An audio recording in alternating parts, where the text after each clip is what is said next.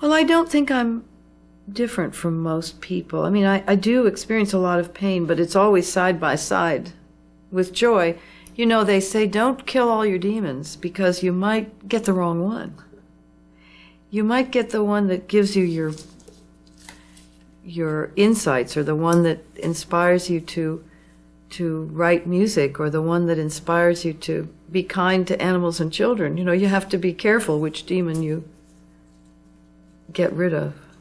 As you talk, I keep thinking, this woman has had so many close calls. Alcoholism almost cost you your voice, right, when you were a teenager? Oh, yes, it did, certainly. You drank constantly for 23 years? Yeah, I had a long go. The Irish virus really was dug in hard with me. And you've been sober 23 years? 26 years. 26 years you've been sober. What do you say to people who are struggling with alcoholism? Well, there's another way. You don't have to suffer. And I think that's the thing that people don't always know. I was in treatment. I went to treatment. I think treatment works. I think it's a wonderful way to get in touch with the alternatives of how to live sober, and I think it's wonderful that people are aware of that now. You are a great witness to recovery. And a lot of people keep saying, treatment doesn't work, that the rate of attrition is very high, which it is, but it can be overcome. It's like everything else. It's a process of commitment, and it's a process of health. And I always, and I think a lot of people are like this, I always wondered what was really wrong with me. People didn't talk about it. I didn't know. I mean, it was sort of mysterious to me. I thought it was nuts. So knowing what was wrong was a big part of it, and also knowing that it was a disease and not a moral issue. Yeah. Very important. It's about our bodies and our chemistry and how we handle certain substances. After all, some people are allergic to aspirin. Some people can't eat peanuts. Some people can't drink. But the person talking to me is the Judy Collins who's failed 1,000,000 times and keeps coming back. I think people need to know how you take the pain and turn it to healing. I work it. I've had depression all my life, and I have learned how to deal with it. So there is always the dark side, and I don't think it's unusual to be depressed. I think life is pretty depressing a lot of the time.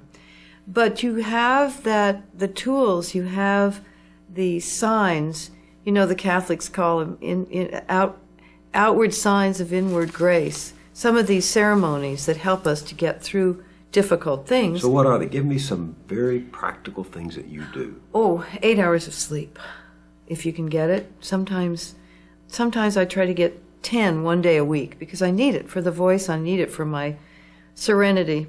Working out, I always work out. I found out about working out when I was in my early 20s and never let it go because it fuels me. Exercise. It makes me feel wonderful. It's those endorphins which do many more things for me than any number of drugs could ever do for me. The endorphins that are created when we exercise are just my friend. Sleep, exercise, good food, good friends, friendships, making sure that in my daily life, my days on earth, I have contact with people I love to talk and laugh with. Laughter, huge healing force, laughter. Literature, read. I'm pretty addicted to books, and I find the time, I make the time. I'm determined that one of these days I'm going to get through Hutchins' 100 books that are essential to anybody who wants to live a good life. But you're doing 60 to 70 to 80 performances a year with all the travel to and from. How do you keep going when you're 65 years old? Oh, but I'm just getting started. I feel my career's about half over. I mean, we have to do what we're good at, what the heart, what we're called to by, as Joseph Campbell said, do what gives you bliss. And I'm a complete optimist in the face of contrary evidence. Cockeyed, my sister sometimes says, hopelessly, sometimes it's been said to me, but I'm always optimistic because there's always hope, there's always another day, there's always another dawn, there's always some remedy. But the source of that is of course a mystery to me, because While you don't welcome heartbreak and tragedy and pain, you nonetheless embrace them as if they were the price of being alive. Well, they are for everyone. That's the journey. The journey is a journey of joy and miracles, and it's a journey of loss and how to rejoice in that loss.